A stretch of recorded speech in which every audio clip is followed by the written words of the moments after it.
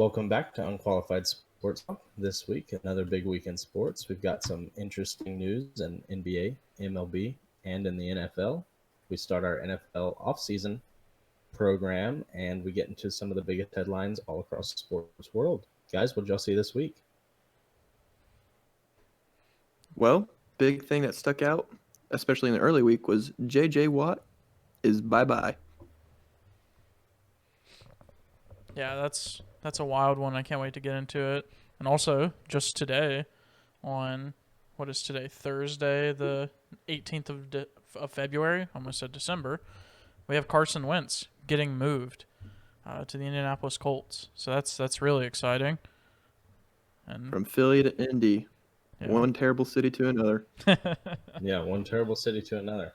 Yeah, definitely some big things going on in the NFL, and that's gonna hopefully kick off our off season with the Super Bowl just passing in the recent weeks, and with the awards ceremony, and we're in this little lull between free agency and the draft that we're going to be seeing hopefully some deals between these teams for guys like Carson Wentz, who is unhappy in the situation. But speaking of unhappy, first player that we're getting into, first situation, J.J. Watt. Everybody knows he's pretty much a guaranteed first ballot Hall of Fame at this point, 3-time Defensive Player of the Year, one of 3 players to ever do it. But the Texans are a dumpster fire. They are. They're just seemingly getting worse and worse. They Their are. superstars want out. Their 2 biggest superstars are on their way out of the door.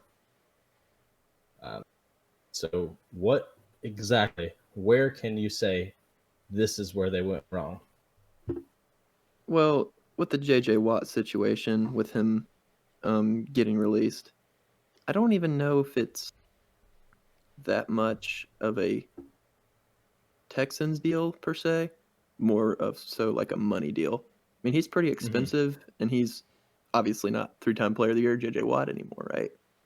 He's definitely had a lot of injuries. He's been sidelined a lot over the past few seasons, played most of last year. But like he was a really expensive piece to keep around, and I don't think if you're the Texans and you're trying to rebuild, you want someone with that much cap space taking up. Like someone who's getting worse and worse each year, even though he's still a great player. He's not worth what he was 5 years ago. Yeah, I agree with that. And I think probably a lot of it has to do with the amount of, 1, drama, and 2, just departure in that organization. I mean, you mentioned the 2 superstars, J.J. Watt and Deshaun Watson, but just last summer they lost D-Hop. Well, they gave him away. So just something as simple as that, or something like that, in addition to what's going on, it's not good. Yeah. And especially as you're aging, why would you want to play for an awful organization where you have no chance to win a championship? And that's really the only thing he hasn't done. So. Right, and from the Texans side, right, if you're rebuilding, you probably do want a clean house, right? Yeah. I mean, you don't want a player with that much cap and getting that old with that many injuries on your lineup. But that being said, could they have maybe gotten something for him, do you think? Do you think like releasing him was the right move? Yeah, I mean that's the whole debate with it right now from the Texan side is, did you do it a little too early? But I think when it comes to this exact situation, not all the situations are like this. It was definitely mutual respect between them. They knew that they wanted to give him the opportunity to find his next team. They didn't want to just try to milk him and put him in a situation that's best for the Texans. By playing out offers. They wanted to give him a proper goodbye, and let him have a fully fresh start. And I hope he does get a fresh start somewhere. I hope he goes to a contender where he can actually, compete for Super Bowl, have a chance at a Super Bowl, because up to this point, it's been win the wild card, then get out. Have they ever made an AFC Championship game? No. I mean, it's been TJ Yates and Brock Osweiler the whole time, and David Carr. Yeah. exactly, and that's better. Yeah, I would. But Yeah, it Yeah. would. I think ultimately releasing him is more of a business decision rather than like an actual organizational development I decision, agree. right? Mm-hmm. Because if you remember, and I know this is the NBA, but I think it applies to all sports. Remember when Anthony Davis was on the market and a lot of people really thought that the Celtics were going to land him, and then all that stuff Yeah. about how they treated IT came out, little IT, not good IT. Not real IT. Yeah. So whenever all that stuff started coming out, it was like you stopped hearing about the Celtics in the AD conversation. So Mm-hmm. I think that kind of challenged organizations to be like, our public image matters as well as just getting pieces back. So they want to have a good mix. So it's like someone like Deshaun Watson, they definitely want to get pieces for, but maybe it speaks to the league for them to just let JJ Watt go. So it tells Yeah, and it, the it league. also Mm-hmm. it also kind of begs the question though. Do you think like JJ Watt wanted out per se? Because I know he's been frustrated, but do you think he was at the point where trade me, release me, whatever you have to do to get me out of here? I think so. Yeah, Yeah, that, I mean, that's it definitely seems like it. And you see guys that at a certain point in their career, the money just isn't their motivation anymore, and they say, I love the money, but I want a title. I mean, he has And all the prestige in the world at this point that he's yeah, ever going to I get. mean, he's got all the accolades of Mm-hmm. that probably any defender could ever ask for. And that if it wasn't for Aaron Donald, I would say it would be a very long time until we would see somebody that would match it. But yeah, he definitely wanted out. It's hard to say that you just want to be through there playing through that situation because it's just going to get worse with Deshaun wanting out, and should trade him at this point, They should for sure. It's even it's Yeah. though so dumb that they're saying he's going to be the starter. that they're not. But yeah, he's 31 years old. Like, he's not going to get better. Like, he's only going to get older. Mm-hmm. So I think it's good for him. Definitely good for him to get out. I mean, but he's still performing. He's still a great player. Yeah, the stats say 5 sacks, but the stats don't lie. He did have 29 total pressures, which, compared to his last All Pro year, he had 60 pressures, but Jeez. 5 sacks, but 12 knockdowns. And he had the highest double team percentage in the entire league. JJ Watt did. JJ Watt did, yeah, Yeah. for this past season. And I want And to he did play say, all 16 games, which is respect to that because he did have some really bad injuries over the couple years. I think it was 2019 and 19. yeah, I want to say the Texans and the Jets were also the top two teams on the they were on the top of the list for teams that had the ball ran against them the most. And obviously that comes down Mm-hmm. to they were losing and trailing in games. Mm-hmm. So teams were just running the ball. So obviously you can't get a sack on a run play. So that also could have Yeah, contributed to the stats. So yeah, and of course, and they're a dumpster fire, and they're going to get worse. And you can blame it all on Billy O'Brien. And you can blame it all on the fact that he was just trying to be Bill Belichick, trying to be the coach and the GM, and it just didn't work. At all. That's why But he's gone. JJ Watt, to end the conversation, where's he going? See, I mean, everybody wants to point fingers at the obvious, right? The Steelers. But I Mm-hmm. honestly don't know. I think it could be the Steelers. I think it could be, obviously we want to see him with TJ. That'd be cool and all. But it also could be another Yeah, contender. and I've Derek. heard I've heard a lot of talks with obviously I'm a Bills fan, and there's been a lot of talks with him going to the Bills, which would be cool. And there was 12 teams that called about him or something, called his agent. Yeah, Like that's a lot of teams, and he could honestly end up at any one of them. There's a lot of people who could potentially contend for a Super Bowl this year. yeah, I haven't seen that list of teams yet, but I think about two teams that could really use another edge threat, especially considering some of the things that are up in the air in the offseason.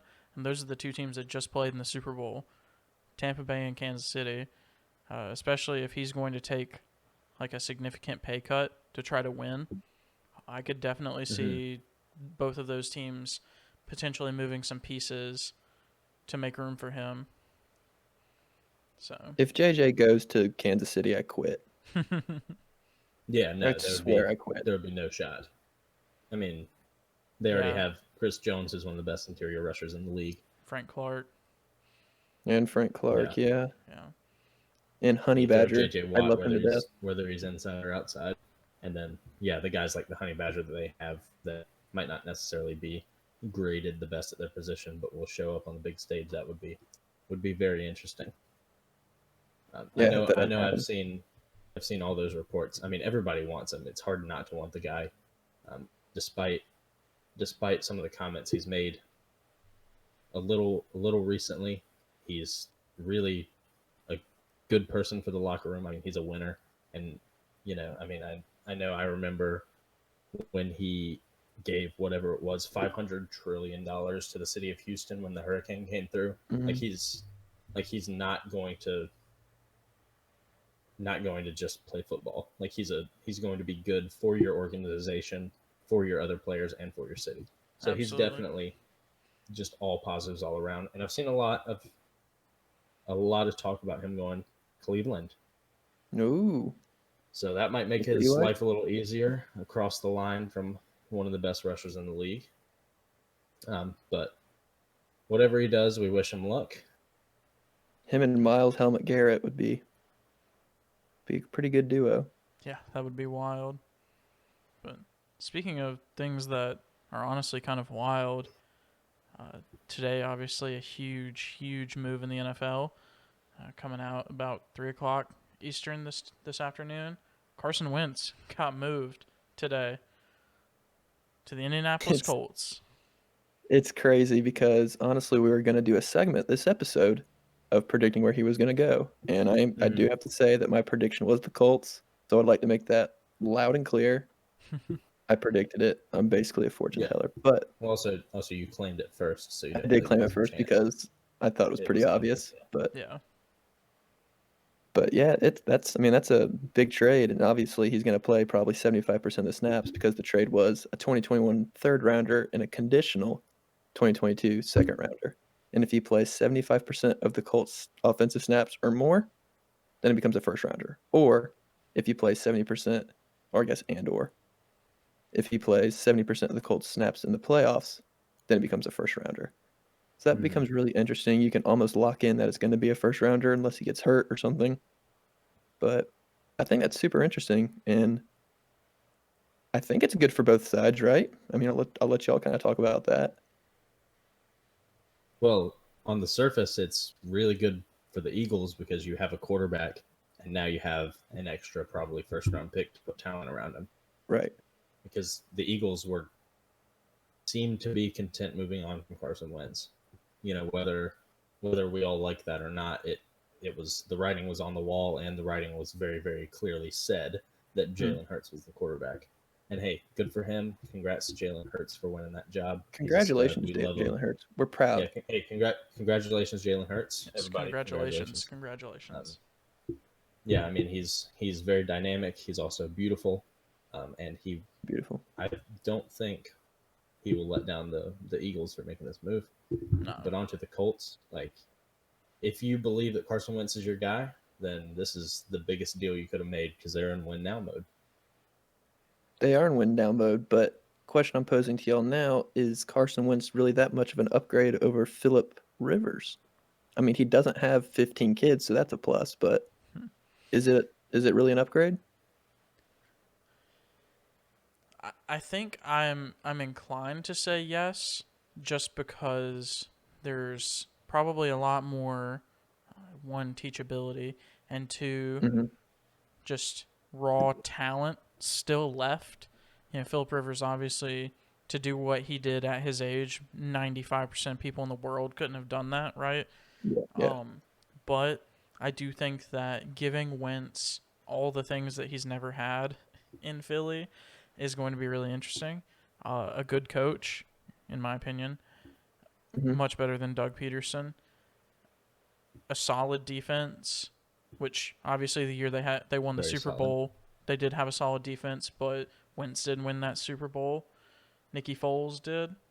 I would go on a limb and say the Colts have a good defense. Yeah, oh yeah, they Yeah, do. they definitely have a good defense. I think it's better than And solid. and then obviously the run game in Indy is really, really strong, and it looks like it's going to be a really good force over the next couple of years, especially if they can keep that Mhm. offensive line intact. So I mean, yeah, they got two running back ones out there, and Naeem Hines and Jonathan Taylor.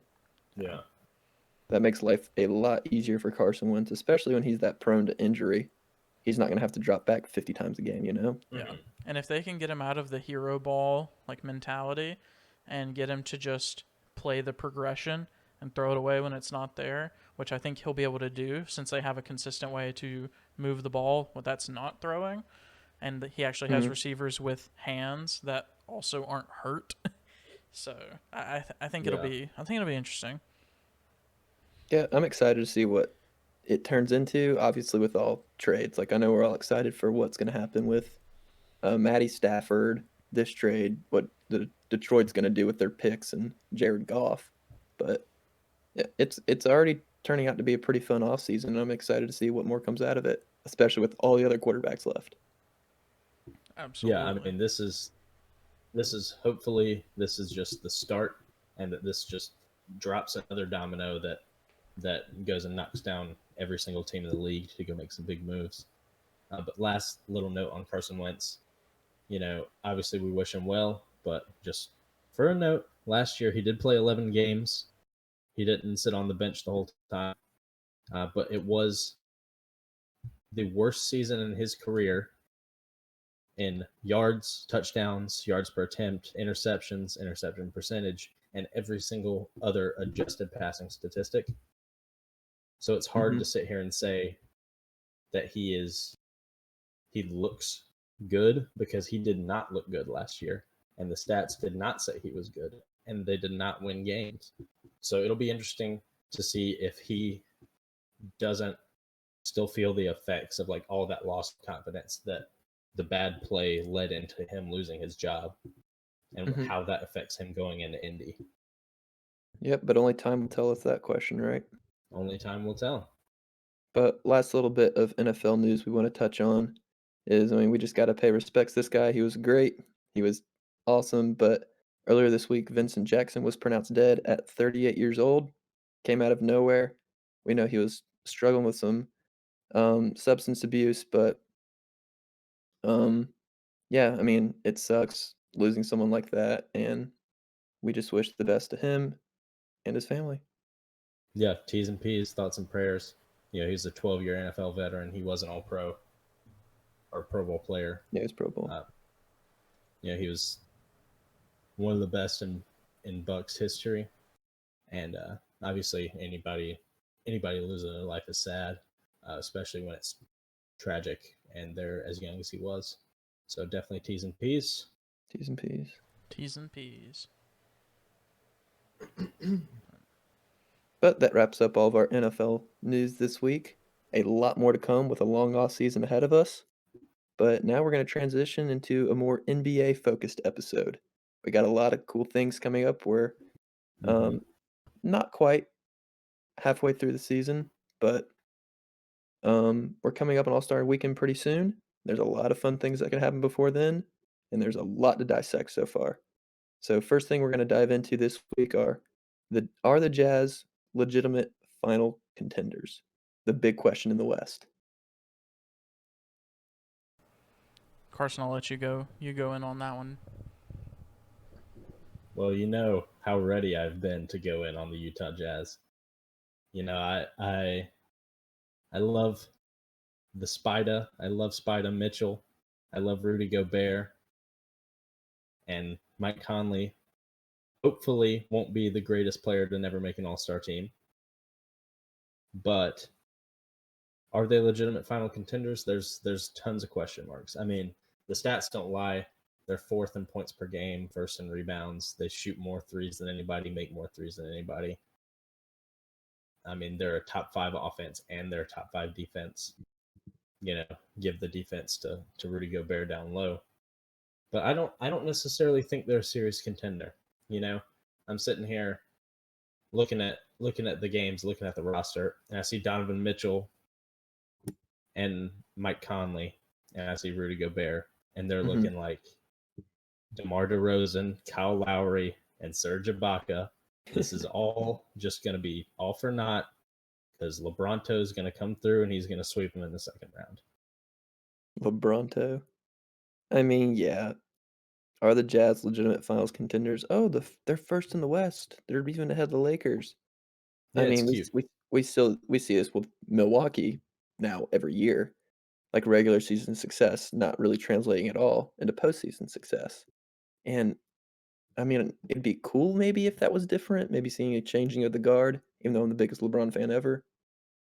But like this, I just don't see it happening. I don't really see realistically Donovan Mitchell being really their biggest and primary offensive weapon, being able to carry a team through through the playoffs. It doesn't seem realistic in my eyes. Yeah, I mean, it's hard to make that jump from winning a playoff series to winning the finals, and it's hard to beat really, really good teams and experienced teams in the playoffs in a 7-game series. But I agree. if they are going to, it is going to be a team like this. Like they've got dynamic guards. They've got Donovan Mitchell, Mike Conley, who are one of the better guard tandems in the league if we consider both ends of the floor. Both of them can create plays like no one else. Yeah, and they've got the sniper Bogdanovich and, big man Rudy Gobert, who's probably going to win Defensive Player of the Year. Just give it to him every year. Remember that time, like about a year ago, when Rudy Gobert made a COVID joke and touched all the microphones? Yep, and then had ended COVID? the sports world. Ended the sports world. Rudy Gobert. Guess what, Rudy Gobert? You don't get a congratulations. You don't get a no congratulations. Everybody, no congratulations to Rudy Gobert. No congratulations, Rudy. Rudy. He ruined the entire world. He kickstarted it, and he canceled the ACC tournament, so I couldn't go to it. Me either. Yeah, I know. We were going. And he got it canceled. So no congratulations to Rudy Gobert. Get out of here. Thank him for ending the world. Back on the bus, Rudy. Yeah, back on the bus, Rudy. Get out of here. Means. Not at all. Not even a clue. But he's a defensive stalwart. We all know it. Yeah. Yeah, it is going to be very difficult for them to make it out of the West unless in some crazy turn of events the Lakers have injury issues and so do the Clippers. Well, I mean, he's out what? 6 weeks or something? 4 weeks or something? Mm-hmm. Yeah, 6 to 8, I think, is what it said. Yeah. So he's out a good while. Yeah, I mean, but does any single one of us question that they're going to make it to the playoffs perfectly fine without AD? He could sit out the rest of the season, and they're going to be favored in every series for a great reason because they're better. Yeah, and it wouldn't even surprise me without AD if they come out of the West with the 1 seed. Oh, absolutely. Yeah. I mean, I'm not going to be surprised if the Jazz, give way to either of the LA teams for the 1 seed. But, congrats to them for performing so well, and I hope they keep it up. And hey, I hope they win. Yeah, so far, congratulations, Jazz. That would be great for them if they did. I just don't necessarily see it happening because, well, LeBron James. And they have 0-0 Jordan Clarkson. He dropped what, 40 something the other night? Like 2 nights ago. And where'd that come from? He is 0-0, correct? Yeah, he is, and he looks sweet. All tatted up in now. The league. He might be. We need to check our stats with our stats guy on whether or not Jordan Clarkson is the only 0-0. And is Cantor 0-0? There's no way, but he might be. I don't know. I don't think so. No. No, I don't think he is 0-0. Yeah, congratulations to Jordan Clarkson for having the only 0-0 in the league and for looking sweet and for currently. Tentatively. Yeah, tentatively.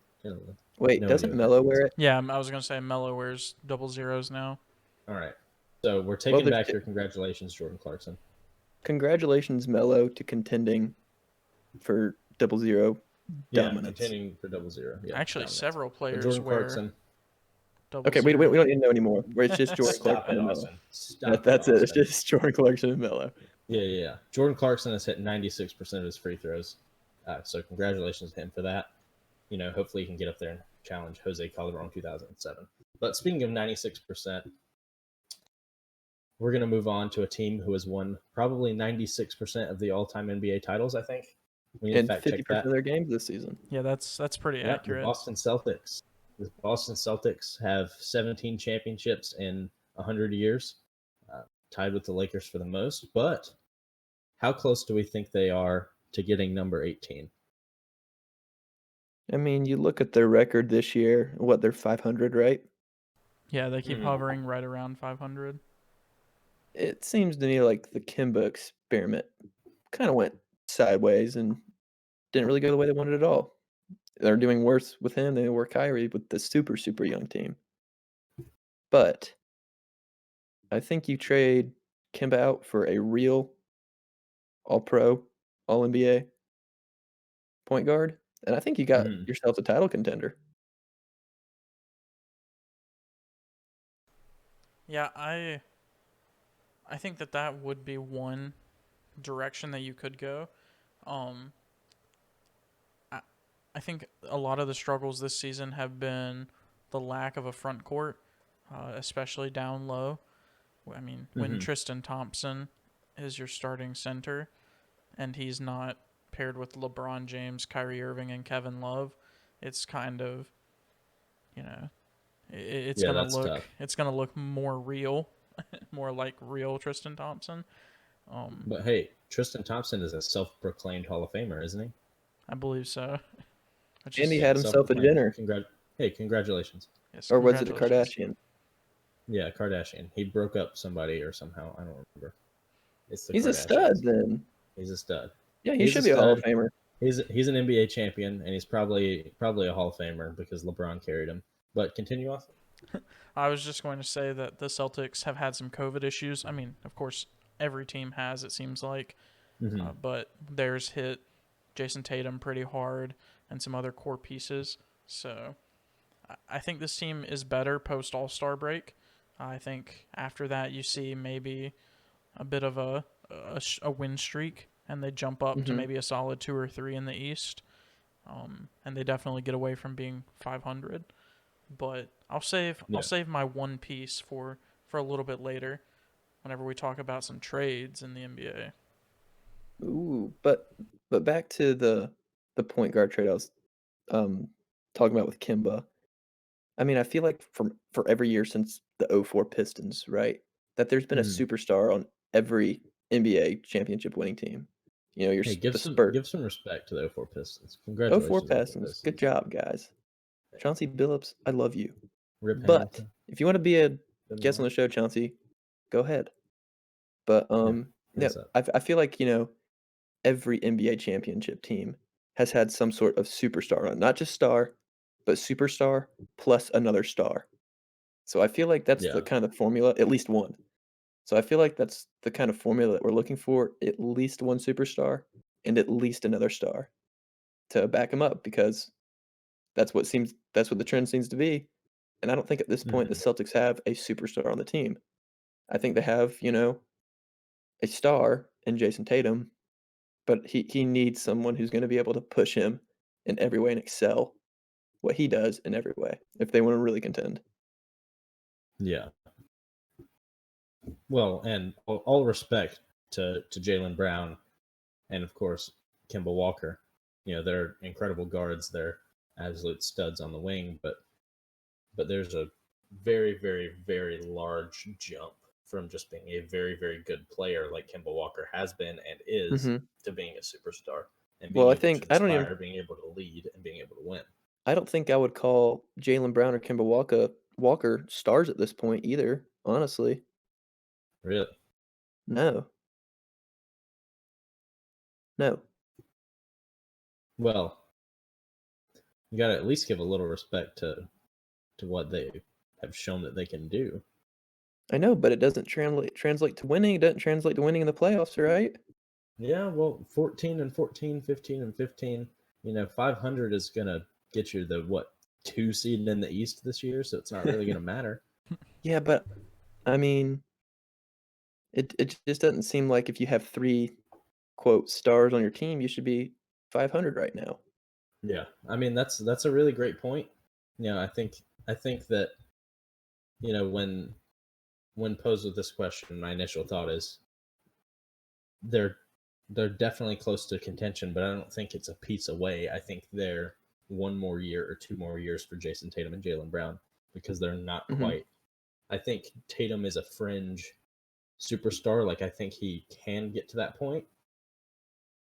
And I think Jaylen Brown can be a star or a superstar, but they're just, they're still super young, and they've They still are. got a way to go. They got a lot of room to grow. hmm And who better than Kimball Walker and Brad Stevens to lead them there, right? Yeah. I mean, I think you see Kemba start shooting. I think he's shooting 36 or 37% from the field so far this season, Mm-hmm. and like 32 from Awesome. three or something like that.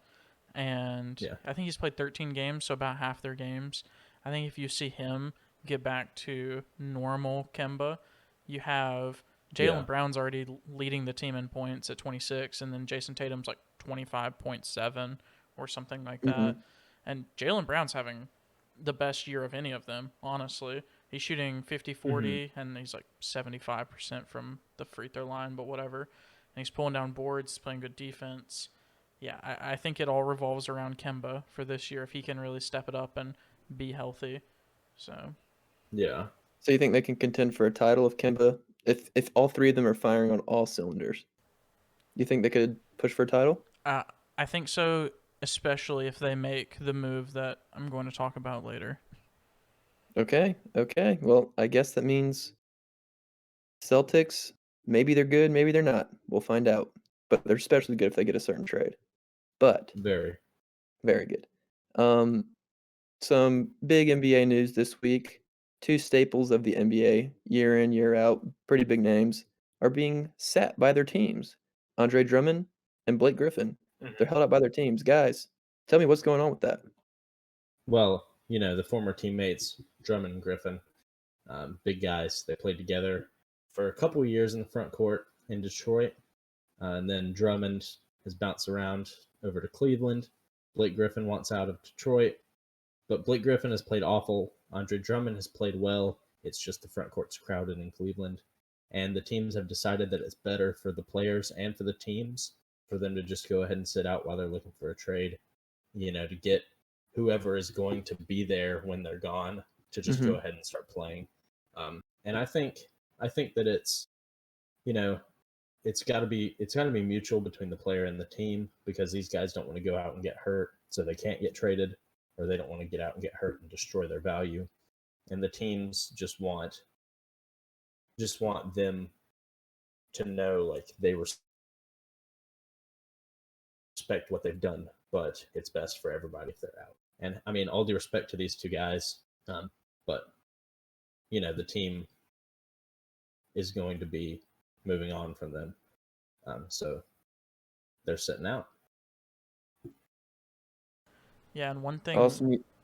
Go ahead. one thing we talked about last night was what kind of precedent or what kind of mentality does this now create as we move Mm-hmm. forward in the NBA? Because I brought up Anthony Davis earlier and bring him up again. Remember, whenever he wanted out of New Orleans, he just sat himself, right? He chose to Yeah. not play, um, to show his frustration and try to force his way out. Well, now we're seeing the team, and I don't ever remember a time, and I've only been watching the NBA for a few years, but I've never seen this before, where a team said, "We have no intention of keeping you, so we're going to hold you out until we can find somewhere for you to go." Especially big names like Drummond and Yeah, Griffin. yeah, Like, exactly. what?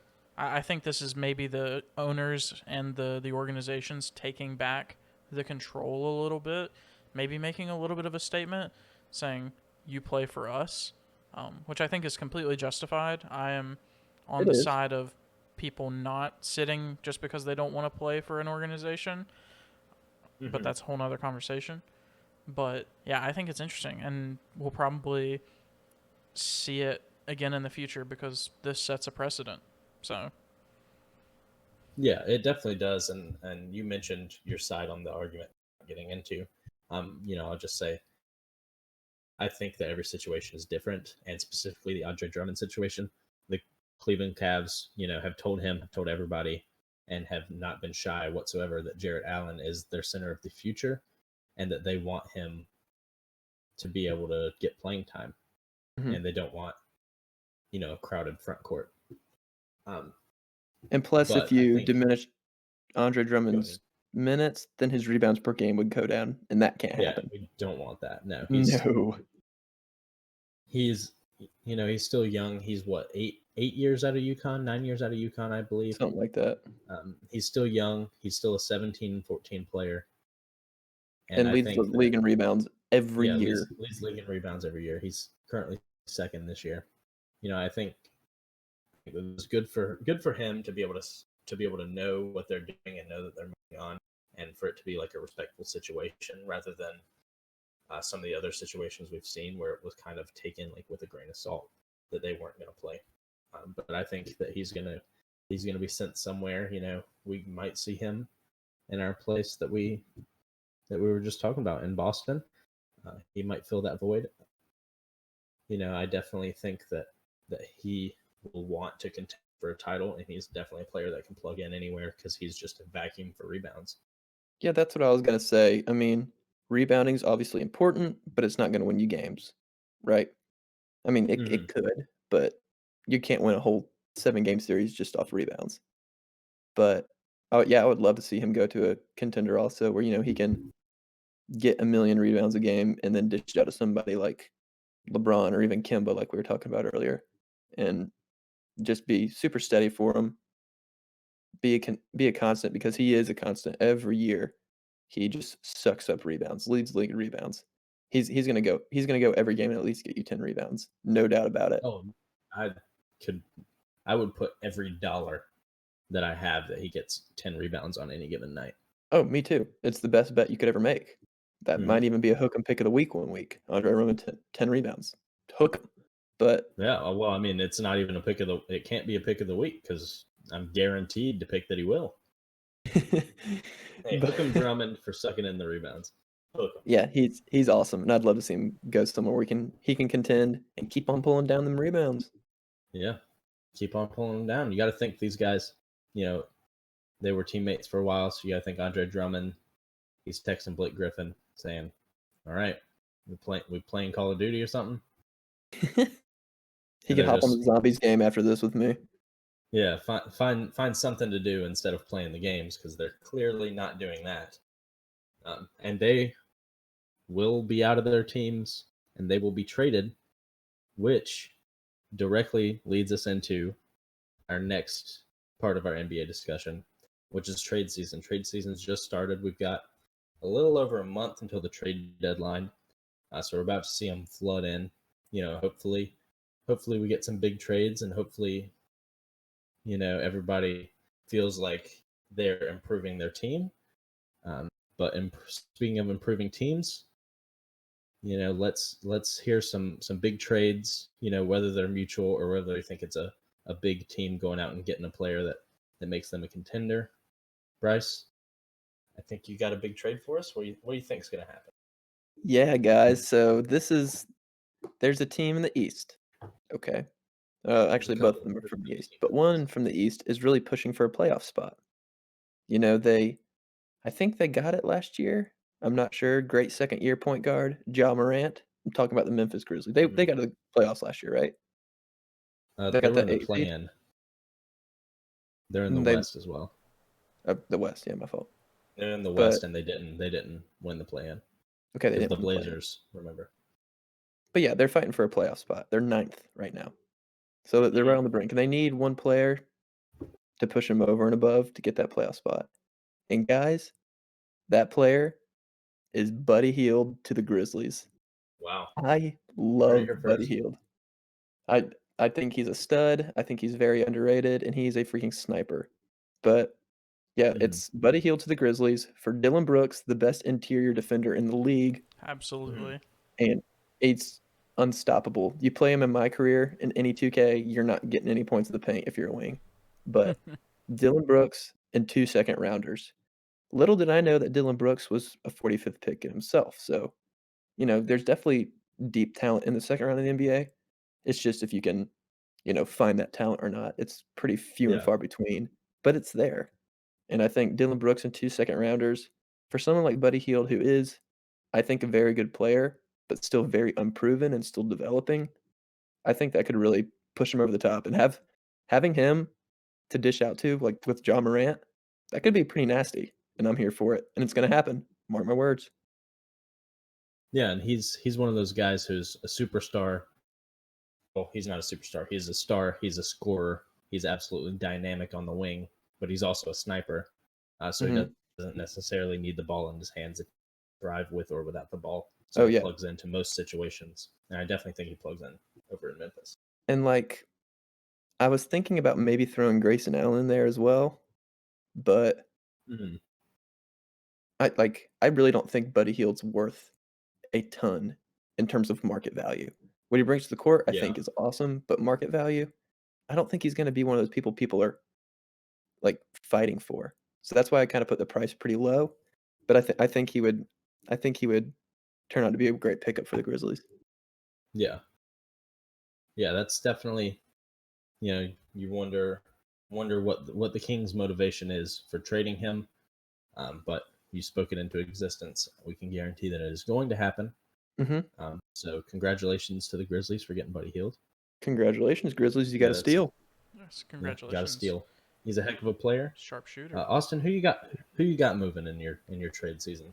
Okay, so I've already alluded to it being a Boston Celtics oriented trade, but it actually ties in well. And Bryce and I didn't even plan this to what Bryce was talking about, except for I'm throwing a little spin on the trading for a point guard deal. So I have a 3-team trade: Pistons, Cavaliers, Celtics. Yep. Kemba going to one of those teams, probably Detroit. And then just, the 3-team trades are always so messy. But Kemba going to Detroit, and then both Drummond and Blake Griffin coming to Boston. Oh, wow, that's like $190 million. Well, you did say that they had some front court problems. They did. And if the Celtics called immediately, if the Celtics can move Kemba and get one of those guys to maybe restructure a contract, it could happen, because the Kemba is carrying 26% of the cap for that team right now, and honestly, shooting 30% from the field as a small body guard and not really leading the team in assists and delegating, giving the ball away, it's not really going to cut it, especially when you're in trying to win mode.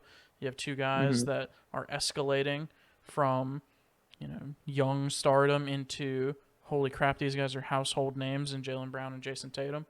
So I would love to see that. If they can get the money worked out, I think that would be really interesting. And then you get a guy like Jeff Teague, who's on a minimum contract. He's playing the point guard, and he's just passing.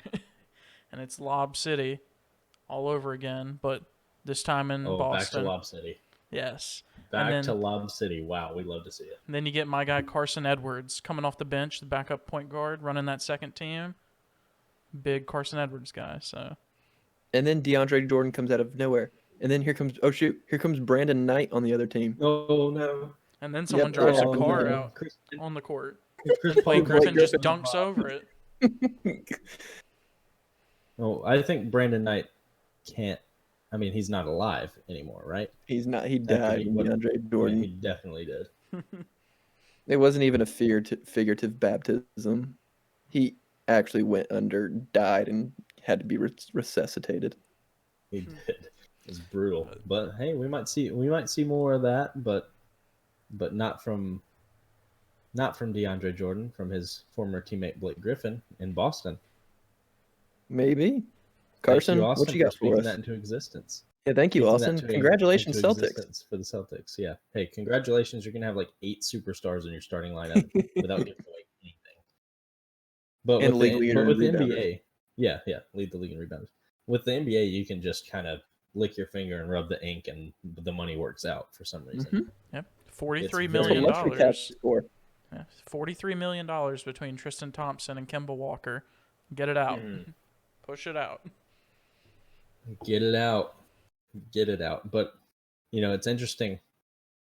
It's kind of like we talked about the Celtics earlier, because my trade is also for the Celtics, and we talk about the one piece or two thing, and it's very intriguing to try to give them that piece when it comes to speaking our trades into existence.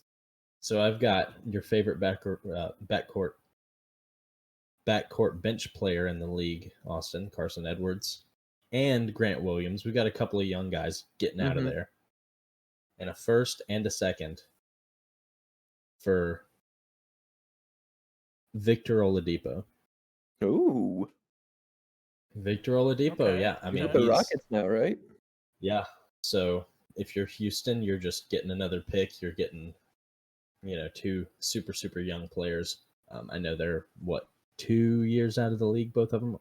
2 years into the league, sorry, both of them are? Yeah, 21 and 22, I believe. Yeah. So Just adding to the picks from all the trades that they've been making of superstars. You get Oladipo out.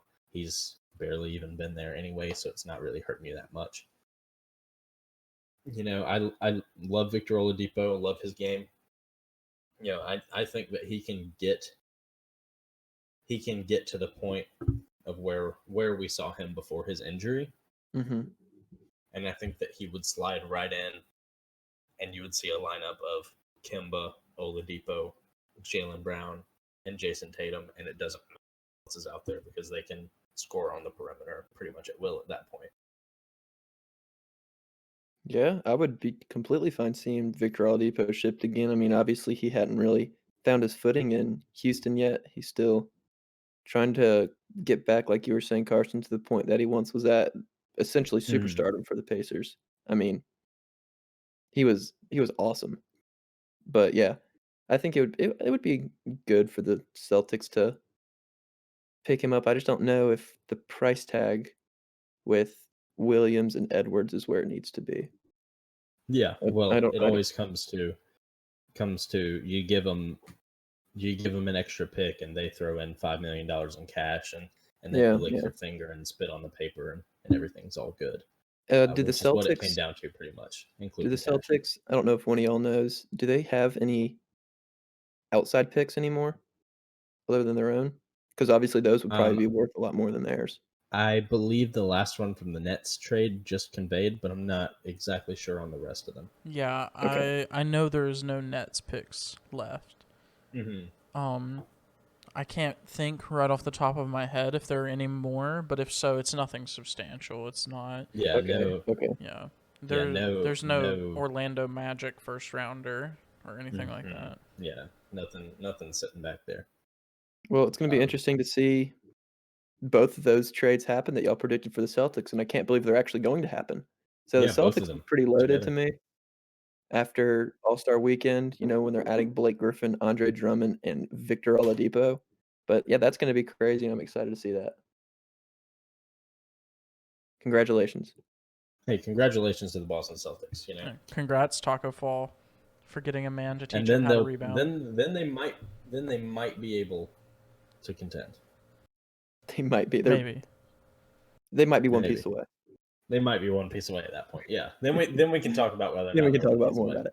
Yeah. But yeah, that's it for really our big NBA news this week. Our little bit of trade predictions. Those are always fun. But now diving into uncharted waters for unqualified sports talk. We're going to the MLB, boys. I know MLB isn't my forte per se yet, but we got some big news in the MLB this week. Guys, the stud, Fernando, $340 million deal over 14 years. And the crazy thing about it is he's 6 months older than me. Yeah, it's wild. He's 22 years old. Could you imagine at 22 years old being worth $340 million from your contract alone, and then on top of endorsements, you're probably a billionaire at that point? I can't even imagine. I mean, I can Yeah. imagine it, and I just want it to be real, so I don't want to imagine it. Me too. That's eternal happiness and bliss. Never have to worry about a thing. Yeah, That's exactly. so Money's much the Every root. money. dollar you could ever spend Money is happiness. equals. There's an equal sign in there, I promise. Money is happiness. No But I matter what mean, anyone else. this isn't the first big deal we've seen recently. I mean, we had the Patrick Mahomes deal not too long ago. That was what, 25 years, $2 or $3 billion, something like that. Yeah, super close. It was pretty close to that. But you know, I mean, he's a guy, Fernando Tatis Jr., by the way, who we can now call Fernando, $340 million Tatis Jr. He's a guy who, as a 16-year-old, he was watched, and they knew that he had these tools to be a good player, and then he grew like 6 inches taller, uh, and he shot up the minors, and he has played 2 half seasons through the past 2 years because he had an injury, and then also last season was shortened. But he's a stud, and he is super super young, which is why this is entirely uncharted. Like I know for sure that a player who hasn't even played a full season's worth of games, he's only played 143 games, and he just signed a 14-year deal, which is unreal. He could end up playing 20 times as many games for the San Diego Padres than he already has, but he has already signed his name on the paper, which is unbelievable that has already happened. And do you But think every it's going to time be worth? Do you think it's going to be worth it for the Padres? well, anybody asking me will just get immediate answer of yes, because he's not only one of the few, well, it's an overused term, but he's one of the few 5-tool players in the league. He's a plus fielder, and he makes incredible plays in the field, and he will get to the point where he can do all the routine throws, and to where he's an all around above average fielder. But we've seen super super awesome highlight plays of him running, like 800 feet to go make a diving catch out at short. But for shortstops, he's a 300 hitter, and he hits with power, and he doesn't strike out nearly as much as some of the other young guys in the league. So I don't really know what more you can ask from him. I mean, except for the fact that he has incredible swagger and incredible golden locks and He looks sweet. brand deals. Like, it's just adding on. Like, it's a perfect situation. Yeah, he secured the bag, and he's on the cover of the new show game. I mean, what more could you want? As a kid, I feel like that plus World Series, that's everything you've ever dreamed of, right? Maybe being a Hall of Famer. In Is addition there to Yeah, that, is there an I mean, MLB The Show cover curse with Madden? Does anybody know uh, that? it's not nearly as correlated, but I mean, I guess you can say so. Um, Okay. Okay. So in other words, it Bryce wasn't worth it Harper at all for him to sign. was the cover athlete a couple years ago, and he has not been nearly the same as he was in. Well, no, that was 2 years ago, but he hasn't nearly been the same in Philly as he was in Washington. Mm-hmm. And then another one, Aaron Judge. He was the cover athlete, and he hasn't been able to stay healthy since he hit like 50 home runs in his first 20 games. It wasn't quite that, obviously. So there's not exactly a cover athlete curse, but I think it just feeds right back into the NFL and Madden cover curse of just, guys have the best years of their career. So why do you expect them To be better. to continue that? Makes sense. It does make sense. And now, he's a part of an infield, especially the left side of the infield for San Diego, where he just signed 150 years worth of money, $300 million plus, and they had already given Manny Machado $300 million in a 10-year deal.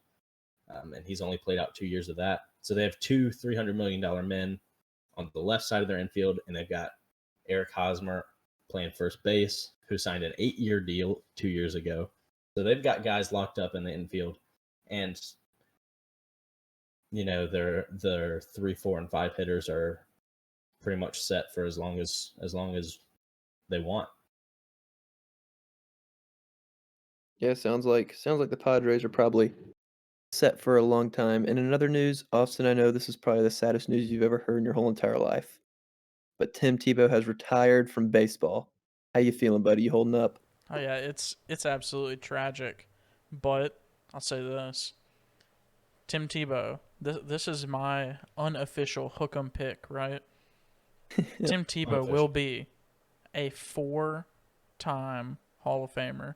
College football, NFL, MLB, and ESPN broadcasting.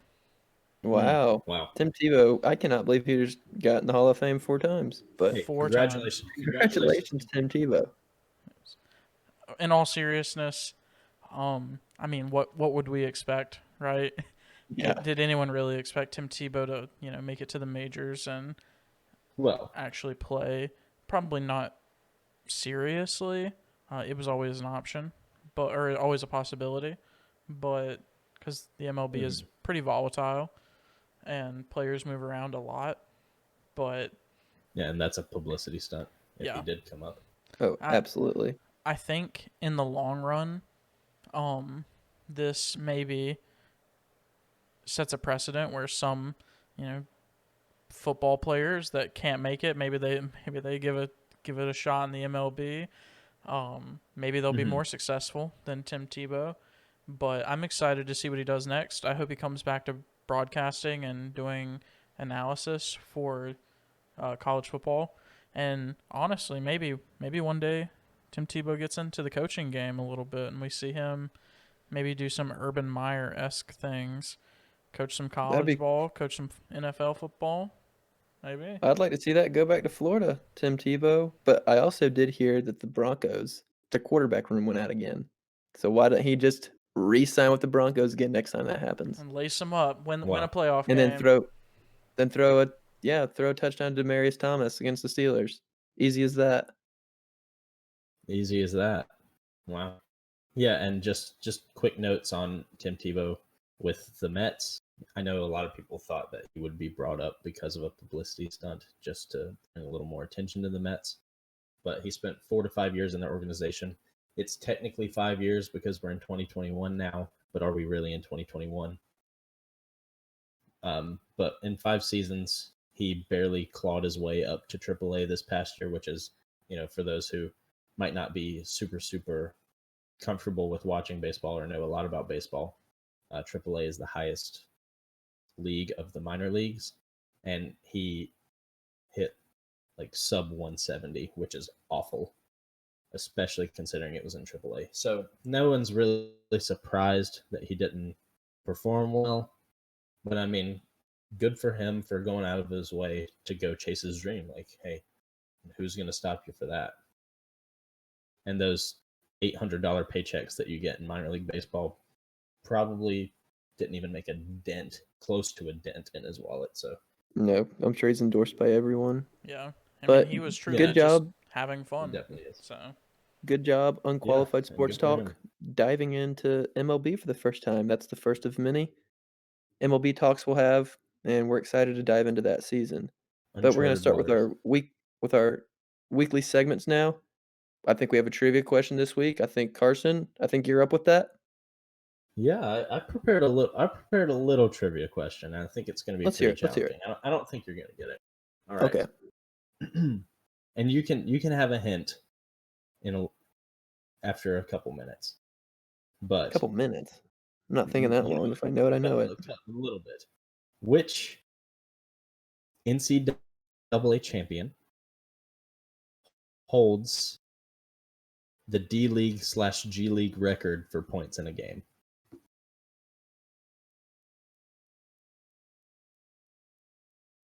Any guesses? Any thoughts on the conversation? It's an NCAA champion? Yep. He won an NCAA championship. Then it has to be Aaron Harrison. That's a good guess. It's not right, but it's definitely a good guess. How many strikes? Do I get 3 strikes or out? Since we just started baseball this week. Yeah, we just started baseball. You get 3 strikes. Yeah, 3 strikes you're out. And on your before your 3rd strike, I'll give you the hint. Okay, Austin. Aaron Harrison was going to be my guess as well. That's not possible. Well, there's someone who looks just like him who you could guess. You could guess that. I'll guess it. Okay. Andrew Harrison. It's not Andrew Harrison. Gosh. The D-League/G League record for points in a game. And it was while it was the D-League, if that makes any difference. Okay. Austin, what you got for 2 guesses? Because you're not going to get it.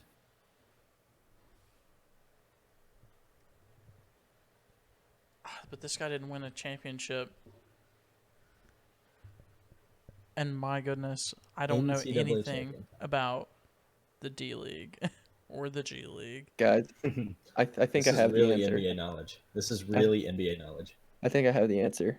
Well, unless you get permission from Austin to use one of his strikes. No, you can use one of my strikes because I'm trying to name a player in the G League. Shabazz Napier. No, not quite. That is actually, one of the one. better guesses you could have ever guessed. Right, I think one of his teammates. Austin, you have to think of somebody. Come on, you have dude. to just give us one guess. You got this. You get one guess and then you get a hint. Oh my goodness. Bryce, if you think of another one. Am I allowed to say it? Then you're allowed to say it. Yeah, just get one guess. Because one more. Bryce gets all 4 strikes. I am at a blank. All right, then I got it. I have it. Yep. Ron Baker. No, not true. Not correct. False. Not Ron Baker. All right, That's your hint is your hint is that technically he is not an NCAA champion. So that has to mean that it was a revoked championship, right? No more comment. Right, Bryce? Oh my gosh, I know it. It's Russ Smith. It's Russ Smith. The guy from Louisville. Russ Oh Smith. my gosh. Is it really? NCAA champion, kind of, from Louisville, Russ Smith. Oh my goodness. In 2016, Was it actually Russ Smith? Yes, in 2016, Russ Smith scored 65 points for the Delaware 87ers in a loss. And the crazy thing is, Russ Smith never lost a game in college. Yeah, that's a lie. That's not true. That's awesome. But he did lose this game in which he scored 65 points and set the record for D-League points in the game and now the G League. And fun fact about that game, he scored 32 points on layups. So that tells you a little bit about the talent of the D-League. Yeah. Well, and the talent of Russ Smith. Hey, congratulations, Russ Smith. For Congrats. You're the congratulations. D-League scoring title champion. One game.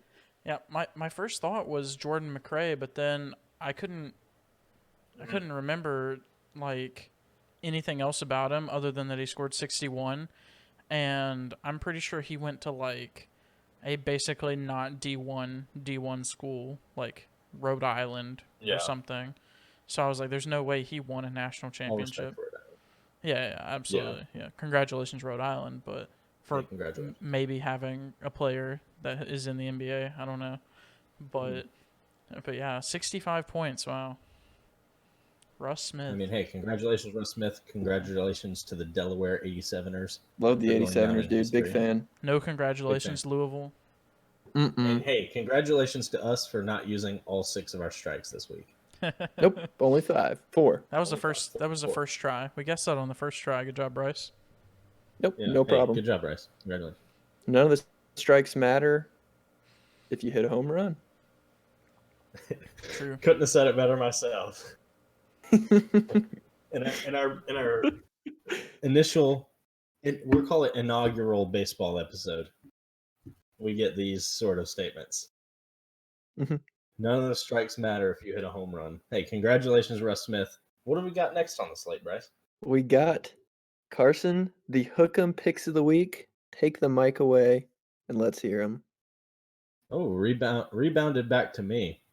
Well, big NBA Friday night. Not necessarily the top teams in the conferences, but we got the Brooklyn Nets at the LA Clippers, and I think it's a no-brainer. I'm picking the Clippers. I'm saying hook 'em Clippers. Hook 'em Kawhi, hook 'em Hook 'em PG, boys.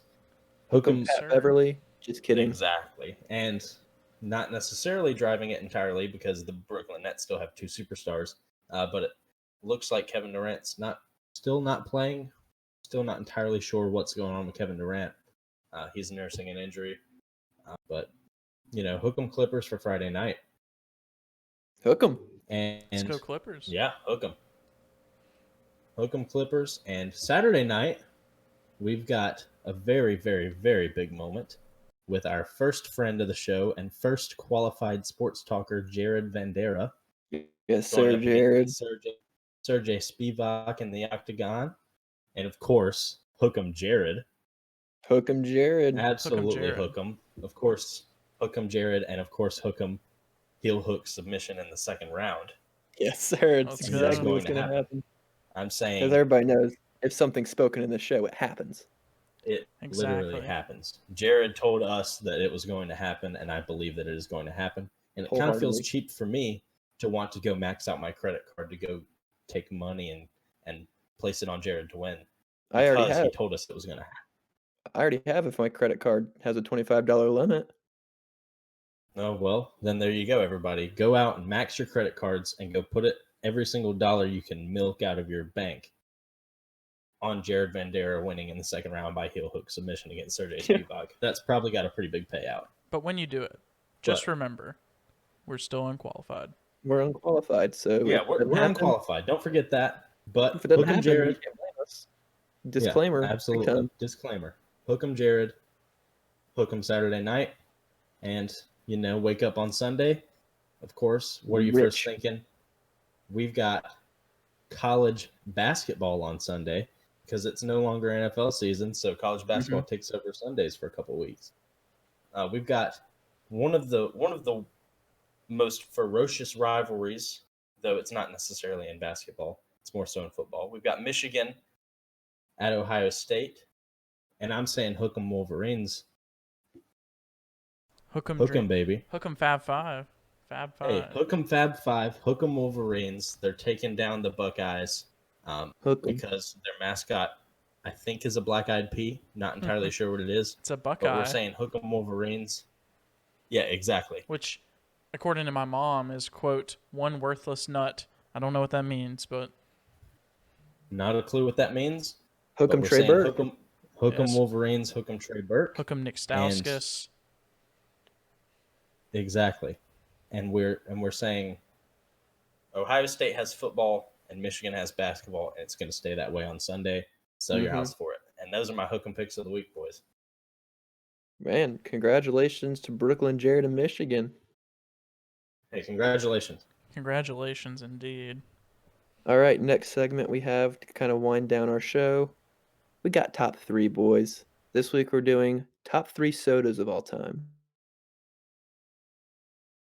Yeah, Austin, let's hear it. I'll go ahead and say I already know what one of Bryce's is going to be, and I'm so excited just to hear it again because last time he said it, it made me literally spit water out of my mouth. So looking forward to that. I might take another sip and just relive that moment before he says it. But my top 3, I'm pretty basic whenever it comes to sodas. So we're going to go Dr. Pepper at number 3. We're going to Cheer Wine at number 2. I'm pretty sure it's a staple of the southeastern United States. I don't know, but it seems like it is. So hook 'em Cheer Wine. Hook 'em Cheer Wine. And then my number 1 is Code Red Mountain Dew. The choice of gamers. Yeah. Wow, what a gamer. Hook 'em Gamers and hook 'em Code Red Mountain Dew for Austin's top 3 there. Yes, sir. All right, I'll go next. Coming in at number 3, we have the holy grail of root beers, Barks Root Beer. Nothing in the world can hit harder than a Barks Root Beer when you're not eating anything else with it, okay? That's the rule with root beer. You can't drink it if you're eating other stuff. If it's with a meal, sorry, root beer, you're cut out. I'm having root beer by itself. And if I'm drinking root beer, it's Barks, and I love it. Number 2, from Gastonia, so I drink Sundrop. And that's number 2. It's unreal. The best citrus soda of all time. It has lemon, lime, and orange. And yes, real orange. There's orange pulp in it. And you don't believe me? Carson didn't believe me either till he saw it with his own 2 eyes. I saw it. Yep. There's orange pulp in Sundrop. It's healthy. I did not know that. Yep, fun fact of the day. Number 1, I have to put it here. It's the best all-around drink of all time.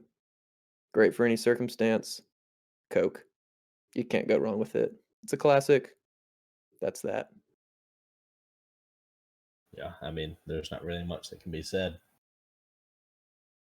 It's very much just Very much. just a no-brainer to grab it. It's a no-brainer. Even though I'm a Pepsi guy, I do categorize them together. But you can't go wrong with it, definitely. But for my number 3 would have been different if you had asked me 18 months ago. But Bryce got me hooked on it, so I've got to put Sundrop. Yes, sir.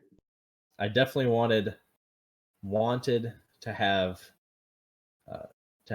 like Coke and Pepsi up here, but you can't do that. They're too similar.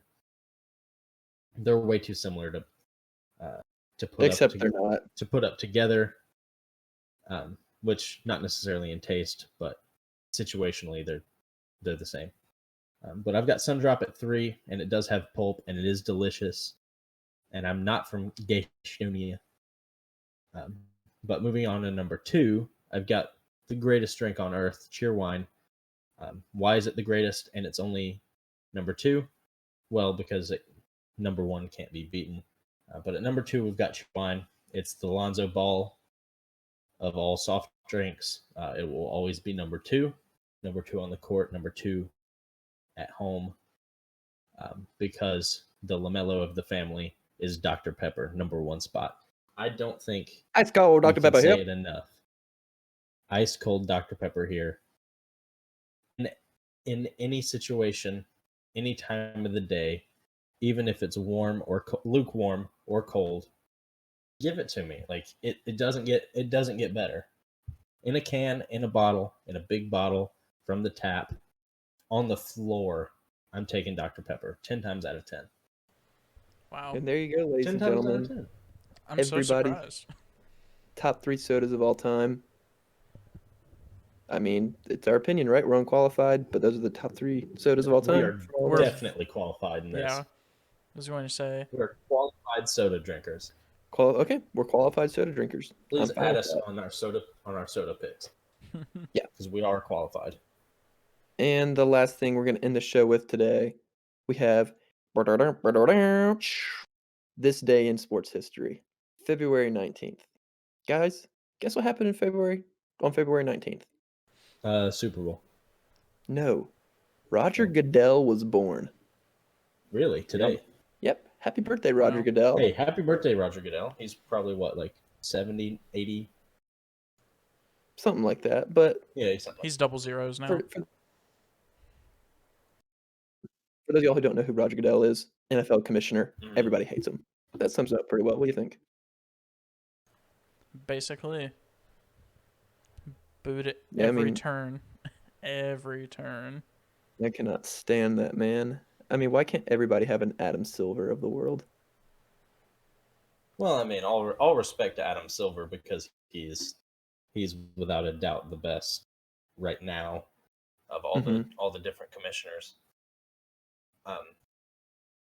But you gotta take Roger Goodell in a different conversation because the NFL is a much different beast than the NBA. Oh, it is. I would say so as well. It is, and he's been commissioner now. He's going into his 15th year. He's had some moments where he's been super scrutinized. We all know one of the really big ones was the political discussion, as well as the situation with Ray Rice. where it seems like he makes a decision based on impulse, whether that's somebody in his ear telling him to do something or his own decision, and then he backtracks later, which isn't necessarily how you want to run a league. But hey, congratulations to Roger Goodell on his Happy birthday, birthday. February 19th. Yeah, happy birthday.